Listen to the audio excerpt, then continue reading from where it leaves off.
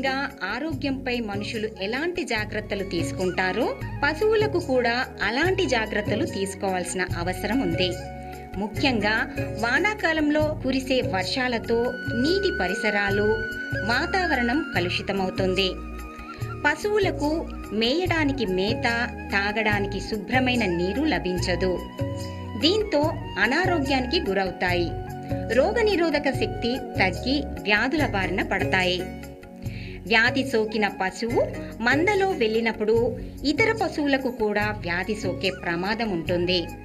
వ్యాధి సోకిన పశువుల మలమూత్రాలు, నోరు, కళ్ళ నుంచి వచ్చే ద్రవాల ద్వారా కూడా ఇతర పశువులు వ్యాధిన బారిన పడతాయి. సీజనల్ వ్యాధులను రైతులు కనిపెడుతూ ఎప్పటికప్పుడు అప్రమత్తంగా ఉండాల్సిన అవసరం ఉంది.